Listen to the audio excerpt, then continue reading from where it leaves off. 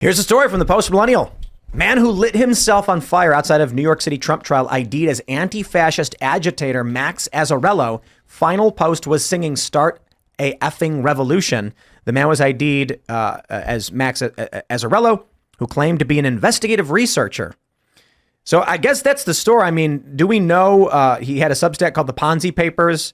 He put out a manifesto. Do we know why he did this? What was he trying to do? He sort of hated everybody. He seemed pretty black-pilled to me. He was definitely leftist, as we saw. He posed with Bernie Sanders, but his manifesto called out the hypocrisy of conservatives and liberals.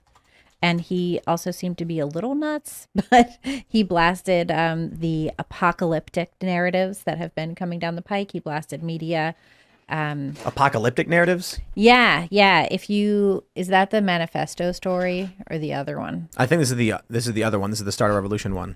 Hold on one second. Oh, there's like writings in there. I don't want to show his writings. If you want to, there's writings. Let me just pull it up because this is one his that Substack stuff. Here's a picture of him with right Bill Clinton. The show. I feel bad when I see this guy's picture. Like, this poor guy gets lied to, tricked, manipulated, driven insane, and then he tortures himself. Like, come on, man. Yeah, no, it was a really sad situation. Here, let me pull up wait a second. This guy didn't really have, did he have coherent politics, or was he just kind of? Well, he was a leftist, so no. But this is one thing he said. He called out what he said is a sharp rise in apocalyptic messaging. Climate change will kill us. COVID will kill us all. Vaccines will kill us all. AI will kill us all. No matter the bubbles we ascribe to, we're bombarded with existential crises with no solutions. We've seen a surge in apocalyptic film, literature, and video games that tell us there is no way out of our poor circumstances but total societal breakdown. Zombies tell us that the public is our enemy.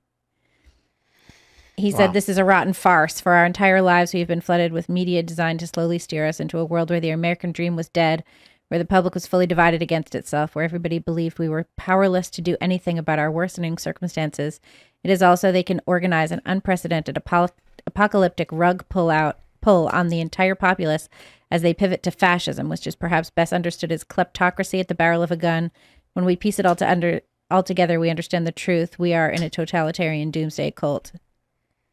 I think that was just him, Just riffing?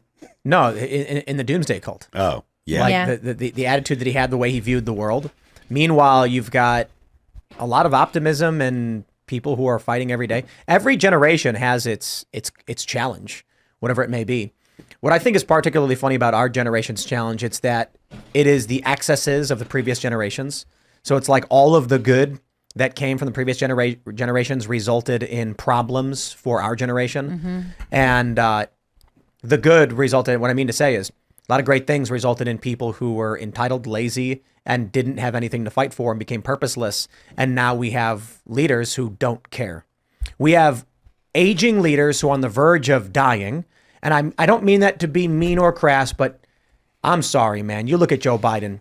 His eyes are barely open. He's doing cornholio hands. He's, and I'm like, dude. And to your point, like, even if you're talking about the aging leaders that have their, their S together, like, we talked about Dennis. Kucinich, he rocks. Here, 77 or whatever, and he, has his stuff together, but he's still old. And that means that he's got a perspective that someone that's 77 is going to have. Same thing with Donald Trump. Same thing with when Joe Biden is coherent. He's 80 or whatever. Like, these people have a perspective that is different and doesn't see the problems that young people see today.